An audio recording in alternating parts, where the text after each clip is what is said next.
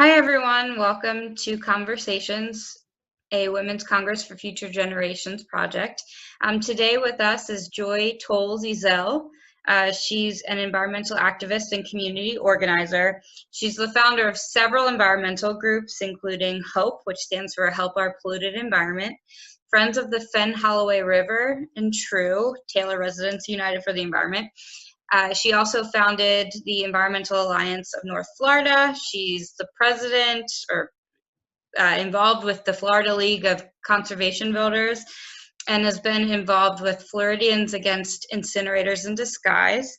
She's testified in front of Congress, spoken at the National Academy of Sciences, and has been featured on 60 Minutes, NPR, CNN, and National Geographic magazine. And if those things weren't already enough, Joy also has a long history of organic farming and ranching. Welcome, Joy. Thank you for joining us today. Well, hello, and thank you so much. I appreciate being able to talk to you. Yeah, we're so excited. So today we just kind of want to talk about your work, what got you started, and just kind of go from there. So, what inspired you to lean into all of this great environmental work? Well, when I was a child, when I was 7 years old, my daddy and I were going into town one day, and we crossed the Fenholloway River, and that was the day that they had accidentally, they said, dumped about 200,000 gallons of black liquor into the Fenholloway River from the paper mill in Perry, Florida. And there were millions of dead fish. And my daddy started cussing, really ticked him off, and we went on into town, and he found out what had happened. And we went back home, and my granddaddy, when he found out, really went ballistic. And the next day, my daddy and granddaddy and I went out in our boat from Fish Creek, Florida, around to the mouth of the Fenholloway River, and there were just millions. I can't tell you how many millions of dead fish there were everywhere from the pollution from the river. And I think that kind of scarred my brain.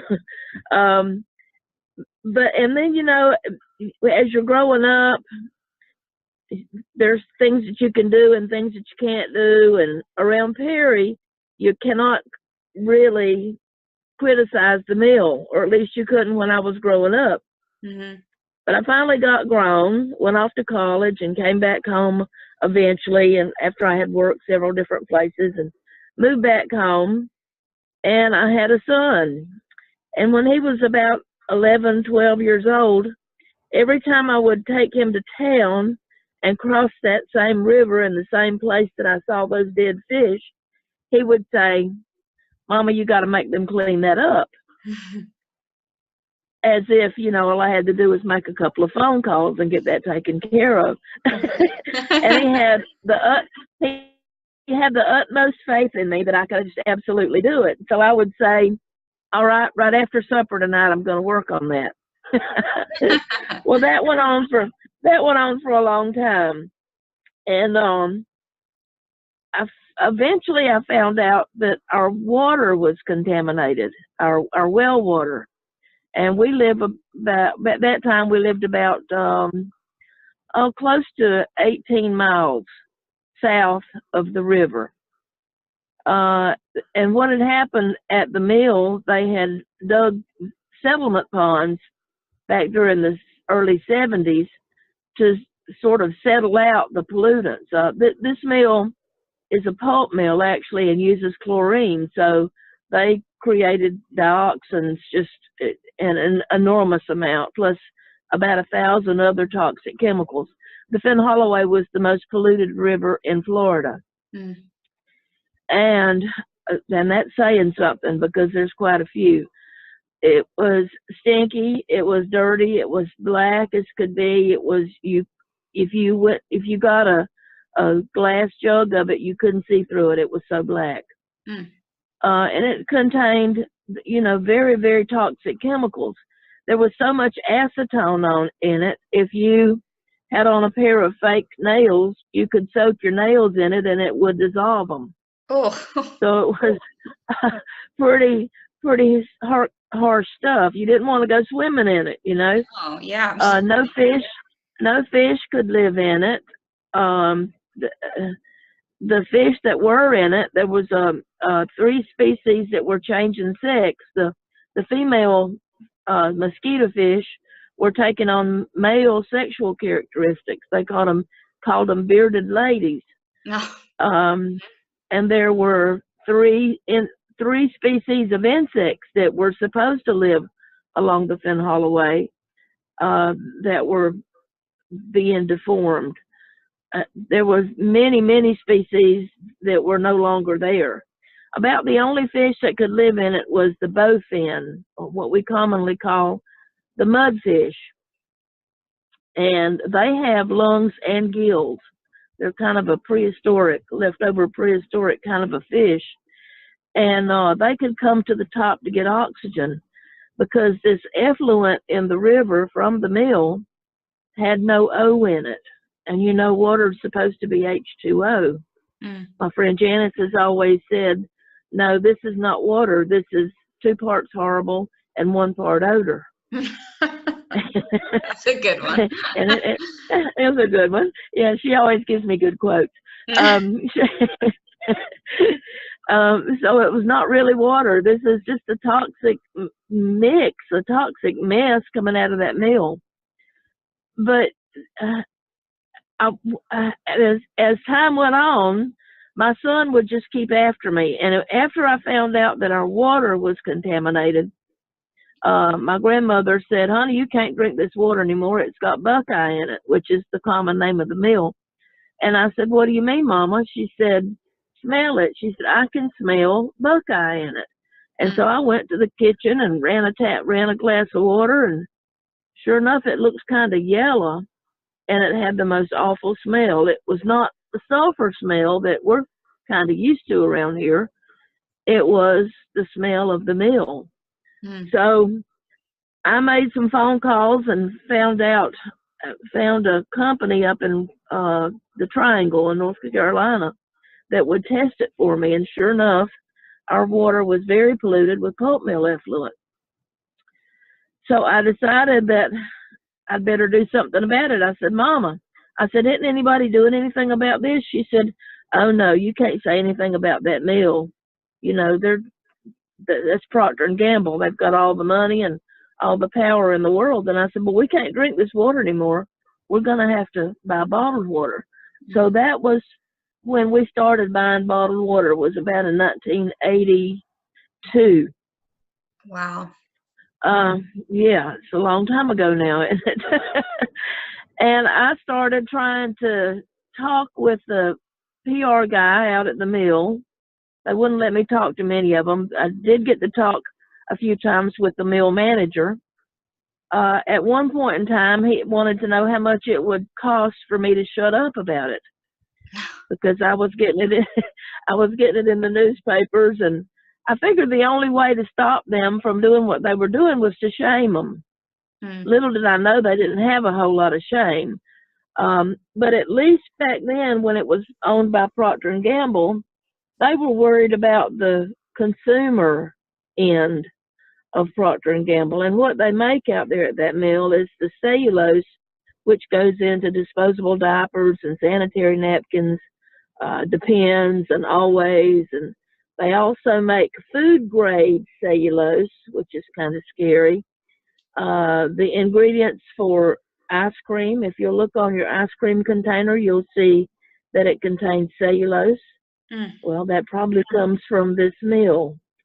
The pill casings that when you take medicine, that kind of a plastic looking casing is made from cellulose, and that's made at this mill. They have for many years made the rayon for tires, and back during the war, that mill they named it, when they authorized this mill back in 1947, they named it a war necessity because they were going to be making the rayon for tires, for those high impact tires where they land the fighter jets on ships, and they make that hard impact. They were making that kind of rayon that could really take a lot of abuse. So one reason that they've gotten away with all the dirtiness that they've always had at this mill was because they named it a war necessity, and they've fallen back on that many, many times through the years. In 1947, the Florida legislature named the Fenholloway as an industrial river, and that allowed them to put pretty much anything in it that they wanted to put into it.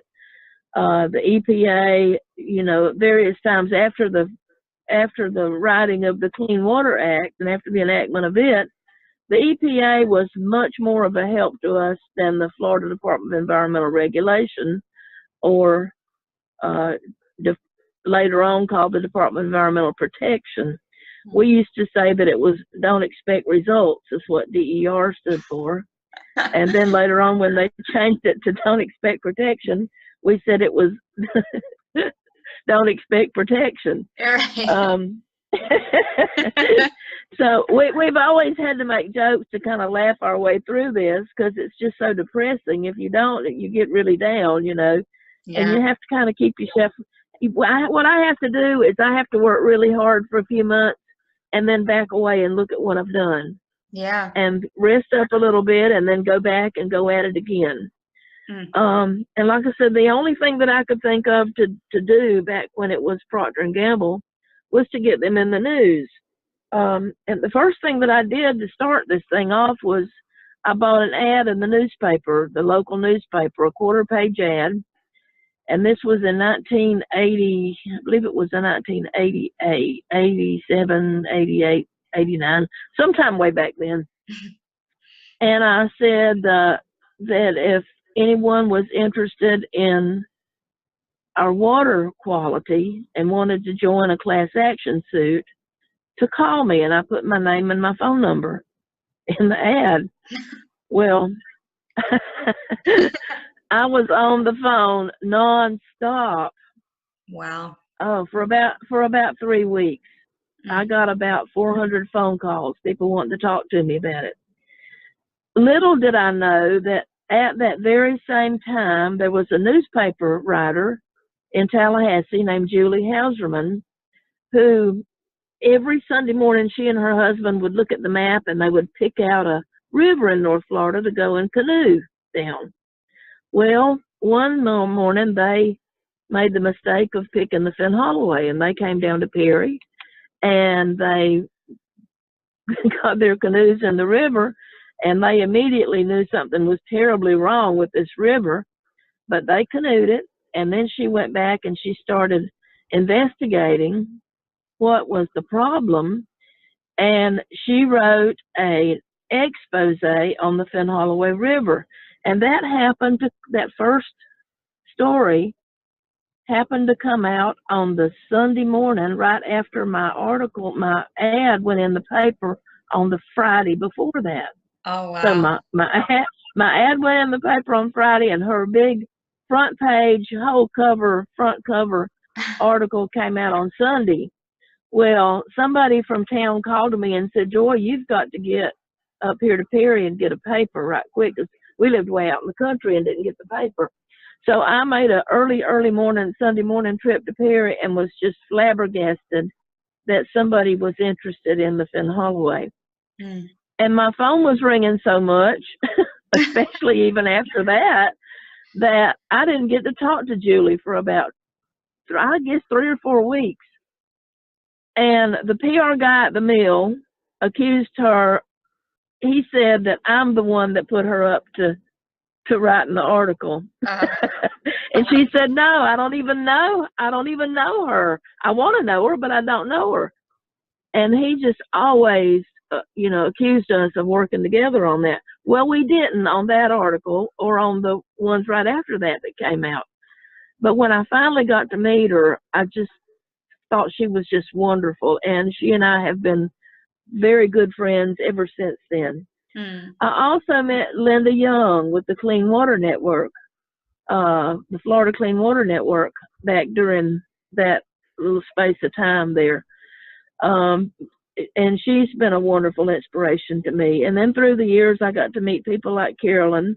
I met Carolyn at one of those one of those meetings, I believe I met her in Greensboro, North Carolina, at one of the meetings where we were talking about the wing spread and the the precautionary yes, principle, exactly, the wing spread. the principle, exactly. And I just thought she was just fabulous, just wonderful. So I've known her for quite a long time now. I think that must have been about in 1991 or 92, sometime about then. Through the years, I've met the most wonderful people, many, many, many of whom are women, and who I just love and cherish, every one of them. So my situation here now is, and our situation is here, back then I found some attorneys. I found a group called the Dioxin Litigation Group from Mississippi, and they had been successful in suing paper mills out in Mississippi and Louisiana, an attorney called John Deacle. And I got to know them pretty well, and we did form a class action suit. We had 267 people here from our county, brave people, I might add, who came forward and wanted to join the class action suit. During all that time, I had been, the state, the DEP had been testing people's wells. They had been putting down test wells all around Perry and all around the river. And they worked 2 miles north and 2 miles south of the river. And of course, their test wells came back positive for pulp mill effluent in them. The mill said that it was salt in the water, and that the salt came from the septic tanks.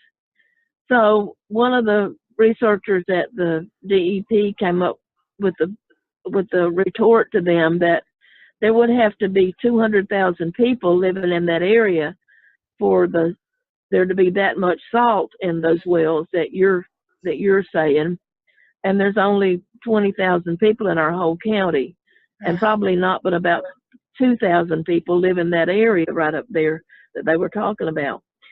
So the DEP came out with the thing that if you live 2 miles north to 2 miles south of the river, that they had to go on to city water wells. So they ran city water out 2 miles north and 2 miles south of the river, but that left all the rest of us out in the country still without good water. So we were still having to buy bottled water. The mill actually gave bottled water away for about a year and a half.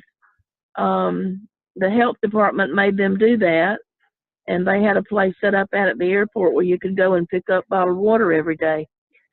That doesn't say much for taking a bath in it, you know. But we managed to get several. Well, it was a National Geographic magazine. Our situation there about the river. The one morning when I was walking through the house, there was a story on CNN about these reporters who had gone to New Orleans and had caught some fish on a fishing boat, and they had them tested. They'd gone out into the Gulf of Mexico, and they'd had them tested, and all the fish had dioxin in them.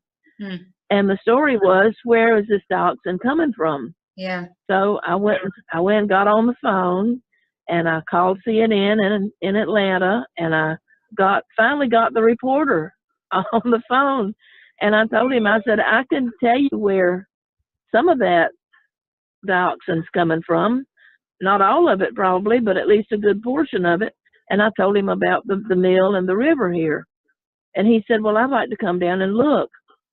So he did. His name was Brian Barger. And he came down and stayed a few days, and I took him everywhere, and he made all kinds of visits. Visited with them at the mill, and went to the health department, went to the DEP, and then he went up to see him at the EPA. And he called me back, and he said, we're going to do a story on your river and your mill. And I said, well, great. So they did a series of stories, and one was called What Price White Paper, and it featured this mill. One was called Clean Water, Dirty Fight, I believe is what it was. And these came out in 1992. It was during the time that the Oklahoma bombing happened, and they had planned to put it on TV that very morning.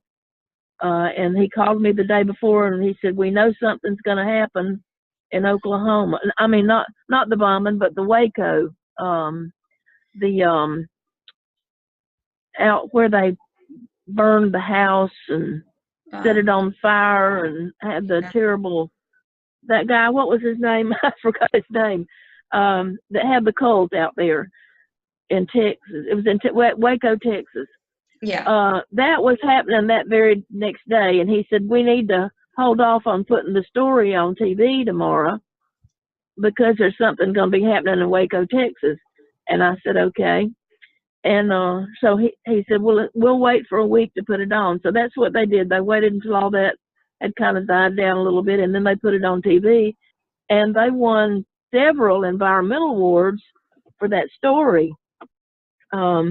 And then they came out with the next one later on, and our mill was also included in the next story they did about pulp and paper mills.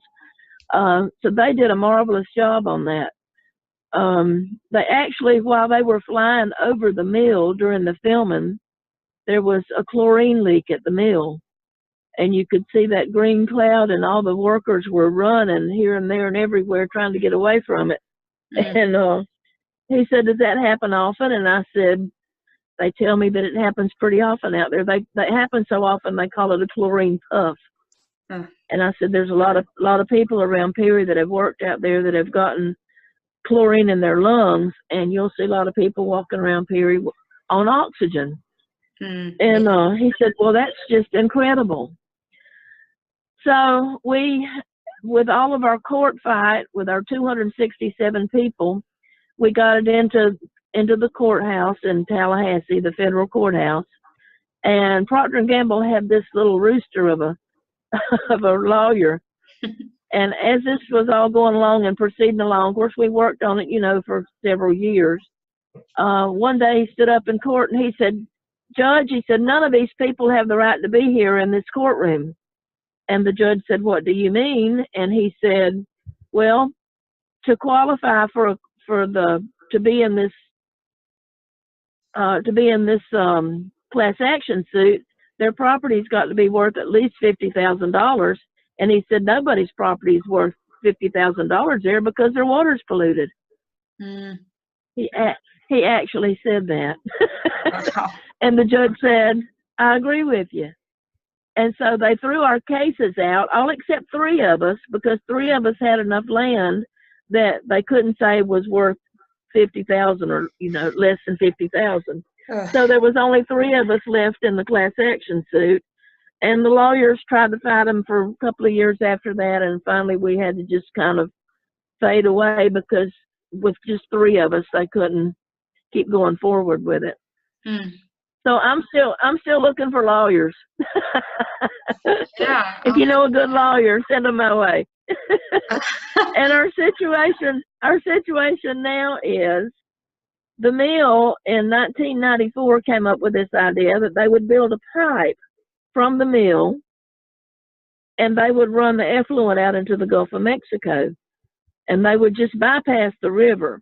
But, they acted like our main concern was how the river looked, and that if they could run that nasty mess through a pipe, that nobody would see it and everybody would forget about it. Right. Well, the trouble with it is that basically the only thing left in the river itself is their effluent, because they've dried up all the springs around Taylor County. Yeah. Yes, they used to have a permit to pump about 90 million gallons of water a day out of the ground, which is a lot of water. Yeah, it is. And in the process of pumping that much with their big wells, they dried up all the springs that fed the river. So now the river itself on the north and east side of the mill, before the river ever gets to the mill, is about as wide as a car. And so that's going to be the only water that's going through the river after they finish this pipe, which they are working on now. Linda Young worked thousands and thousands of hours with permit, working on the permit, trying to get DEP and the Army Corps of Engineers and all the agencies to not approve of this permit for them to build this pipe. But they got the pipe permit anyway. And it's now under construction. I think it's about a fourth of the way completed. And it hurts my heart to think that we couldn't stop the pipe. You know, the answer to this whole thing is for the mill to stop using chlorine in all of its processes. They say they don't use chlorine anymore, but what they mean by that, you know, they manage to lie their way around a lot of things. They use chlorine dioxide. Actually, they have two mills there. One uses chlorine gas, the other one uses chlorine dioxide, and both the mills are still in operation. They get the highest quality product, of course, and the one that they make the most money with out of the one that uses chlorine gas. The chlorine dioxide mill produces a lower quality cellulose. So they don't make as much money out of that. So they are steadfastly holding on to being able to keep using chlorine at this mill. And there's only one other mill in the country that does this, and that's up at Jessup, Georgia, which is also a very, very polluting mill. So their product that they produce at these two mills are very, very expensive stuff. You know, they make a lot of money with it. Yeah. And the worst thing that could possibly happen for us happened about 4 or 5 years ago when Procter & Gamble finally got tired of dealing with all this, and they had previously said they sold it to a group of their retired vice presidents, which of course was just a paper kind of a thing, a sham, one of those shell games that they play. But actually, those vice presidents actually sold it to none other than the Koch brothers, Georgia Pacific Company, about 4 or 5 years ago. Wow. Oh, and that's probably the worst thing that could have happened for us. Because they are, at least I could talk to those guys at Procter & Gamble, you know. Right. When it was still Buckeye, when it was those guys, they didn't like me, but they respected me because they knew that I always told the truth. I never lied about anything about the mill. I always just told the truth. And I always told everybody in our group that that's all you have to do here is tell the truth. You don't have to flower it. You don't have to embroider it. Just tell the truth. So now that it's owned by the Koch brothers, I'm kind of at a loss. I can't seem to establish any kind of a relationship with any of the PR people or the environmental people out there. They're just hands off. They don't want to talk to me. So well, I gotta tell you that when your work was first described to me by Carolyn, you know, she described you as fearless. And I hear a lot of that, you know, in telling your story. Most people hear the words courage and fearlessness and think of them as synonyms, but, you know, they really aren't. Courage is acting through this fear, and then there's you know, there's joy, and there's actual fearlessness. And, you know, all of your just incredible work and tenacity throughout all of these processes. I think that you're absolutely fearless, and although I expect that you probably felt a little bit of fear and had to be courageous, but especially when I first started with this, when I put that ad in the paper, I would get these callers that would say, "We're going to cut your tongue out if you don't shut up." Oh. And I'd say, "You better be prepared because I am." I would say, you know, even if you cut my tongue out, I can still write. Right. Wow. Well, so you just have to have an answer for them when they say things like that. You just have to have a quick answer and be just as bratty as you can be, right back to them. That's great. I'll have to remember that. So one of the stories that Carolyn kind of briefly told us about was actually at some point you found out that your phone was being tapped. So can you tell us about that? Yes. Oh, yes. I was actually up in the courthouse in Perry on the payphone. And this was back before back before cell phones. I believe this was in 1989. And as I was talking on the phone, which was right outside the sheriff's office, the PR guy and the manager of the phone company walked behind me, and they went to the door going into the sheriff's office. And I turned and looked, and Dan, the PR guy, looked at me, and he got real pale. He looked like he was going to faint. And I took the phone away from my ear, and I said, Dan, are you going in there to tap my phone? Is that what you're doing? And I thought he was going to pass out. I'm not kidding. And the phone company guy looked kind of pale too. And that's exactly what they were doing. I got back on my phone call, and after they left, I went in the sheriff's department, and I went in to see the sheriff, and I said, did they just come in here and tap my phone? And he said, you'd be surprised at what all they've asked me to do. Wow. And I said, no, I wouldn't. No, I wouldn't either. And I said, are you tapping my phone? He said, yeah. And I said, well, this will be a lot of fun. What did you do? Well, I worried the hell out of them. We have a big thing here called the Florida Forest Festival, you know, which praises the forests, which aren't really forests, they're just planted pines, every October. Well, there was this old lady from Perry who had a house down in Steenhatchee, and she would come by my house about every week or two, and she always wanted to know what was going on with us about the environment. She was always real interested. So I would kind of tell her what was the latest thing, you know. So I finally decided that she might be one that was passing information along to the PR guy at the mill about what I was up to.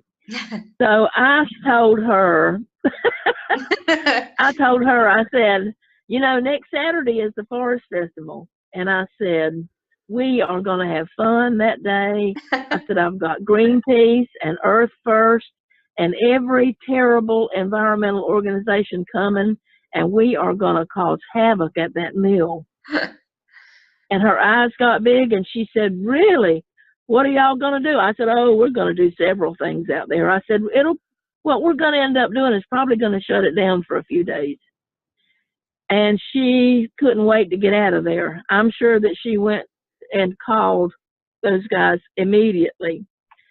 So the Saturday morning came around of the Forest Festival, and I went to town, and there was law enforcement everywhere along the highway. I rode out by the mill. There was law enforcement everywhere. And I was thinking, well, it worked. I know who my mouse is now, don't I? Yeah. Yes, I think I do. But I managed to mention that several times on the phone over that week, too. So I'm not sure if it was her or if it was over the phone, but they got the message. Yeah, of course, nothing happened that day. Nothing happened that day. Greenpeace wasn't here. Earth First wasn't here. But it was a lot of fun. Oh, my gosh. That's incredible. Oh, my gosh. And they kind of followed me around all day. I went to the parade and went out to the big doings up there at Forest Capitol Hall, and I noticed that the police and the sheriff's department there was somebody close by all day long. So they were expecting me to do something that just didn't happen that day. Wow. So you kind of have to do things like that, and you know, you give them something to do, give them a job. So you know, what I've been hearing is, you know, and not just in this conversation, but I think, you know, in the grander scheme of things, activism has changed in a lot of ways from, you know, the 80s to now. And yes, very much. And man, was I ever so glad when I first heard about email and the internet. When I first got on the internet, I had to call a long distance number in California with the Tides Foundation to be able to get on the internet. Wow. And we had a dioxin group. This was way back there, 1980, 82, I think it was. And it was amazing. You know, I had to pay a long distance phone call to be able to download my email and my information on that listserv, and then I would spend hours reading it. And I studied and studied and studied, and it brought a lot of us together. Way back then, we had dioxin meetings every year. And then we started having international dioxin meetings. And I got to go to a couple of the ones here in the U.S. I never got to go to one over in Europe. But I met the smartest people that I've ever known at those meetings. Beautiful, smart people. And so if you think about going back on the beginnings of the internet and how it's drawn us together, and look at what we've got now. We've got Facebook and we've got Instagram. We got all these things that you can instantly get your message out in just a few minutes. So it's all changed so much. So what advice and I'm thankful. would you give for, elders and young activists who now have all of these resources? What would you tell them that kind of like bridges the gap between, what activism used to be and what it is now? Like, where do you see, the biggest points of intervention for people? Like, what would you need for your work? Well, I think what you have to do first is learn everything you can learn about your subject and your problem in your community. Learn exactly what that problem is and ask a lot of different people.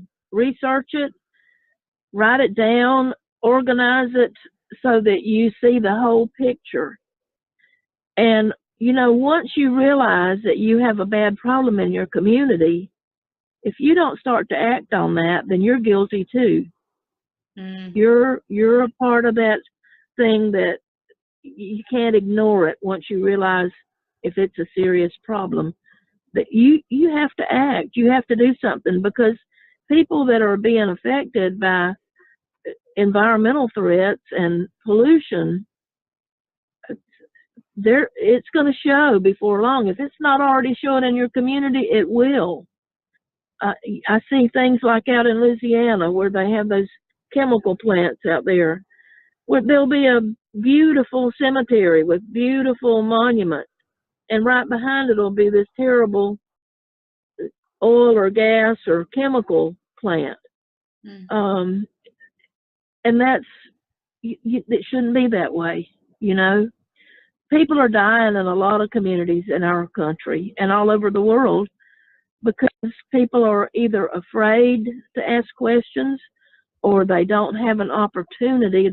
Some people are so poor that they're not on the internet. They don't have cell phones. We're so lucky now that you can just get on your smartphone and Google most anything you want to think about, to learn about, and you can find out all kinds of information. But people need to be brave enough to ask questions. And I found here in our community and in a lot of paper mill communities, people are afraid to ask questions. And I think that is such a shame, because nobody should ever be scared to ask questions. It's our right in this country to ask questions. It's our right to protect our families. It's our right to look out after our children. It's really a right to not have to drink polluted water and breathe polluted air. Absolutely. Absolutely. We should be able to grow healthy gardens and feed our families healthy food.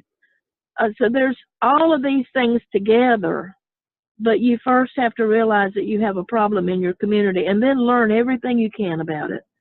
And then don't be afraid to speak out. Go to your city hall, go to your county commission, go there and ask them questions. They're not going to want to answer you, and you're probably going to know more about it than they do, because they probably haven't bothered to ask any questions. Right. If they do know about it, they're not going to want to admit it, because chances are your foe in your community holds the power and the money, and you just have to. Whoever it is that you can't criticize in your community, they're the ones that are controlling you. So you have to kind of find a way to stop them from controlling you. And the only way to do that is to speak out. That's an incredible piece of wisdom. I agree. It is our right to be able to look out, for ourselves and our community. Yeah. And we have to think about the future generations. Mm-hmm. You know, I'm getting old. I'm 71. If I live a few more weeks, I'll be 72. Happy early birthday. So I'm, you know, thinking about writing a book and writing about all of these things. Oh, and definitely I want to write a history of the Fenholloway River. If you want to read about the Fenholloway, Dr. Jack Davis from the University of Florida has a book out called The Gulf, and there's a part in there about our situation here and about the Fenholloway River and how dirty it is, how dirty it's polluting the Gulf of Mexico. There's also a great woman, Dr. Leslie Kemp Poole, Poole, who wrote a book called Saving Florida, and it's about the women's movement in Florida, or the women who have gotten together and have worked towards saving the environment in Florida. And she's done a masterful job with that book. So our situation has been written up in books, but I want to write a history of the Fenholloway because nobody's done that. And I think I've learned enough through the years, and I have enough documentation to fill up a house that I can do that. And I want to write a personal story too, about all the things that that I've done, and Linda Young and Julie Hauserman and my wonderful members of our group here, what all we've done through these years. Because I think that would kind of be maybe a little bit of a guideline to some people as they're fighting bad things in their communities. And maybe they could learn something and maybe get a laugh from it, because I'm going to make some of it funny. That's a book I would love to read, Joy. I really would. I hope it happens. I'm working. I'll be working on that, I promise. All right. Well, Joy, thank you so much for speaking with us today. Just listening to all of your stories and just all of this work that you've done is incredibly inspiring and just exhilarating to know that there are people out there like you who are just fighting the good fight, even though it's hard, even though, you know, you don't know what the path is from point A to point Z. But I thank you for everything that you're doing for our environment, for us, for future generations. You are truly inspiring, and we are blessed to have you. Thank you so very much. And what I've always found is that there's at least one of me in every community. So that's kind of scary. It should frighten a lot of people in power, right? That's exactly right. Yes. Well, thank you so much. I hope you have a great Thank you very much. All right. Thank you. You too. You all take care. Thanks.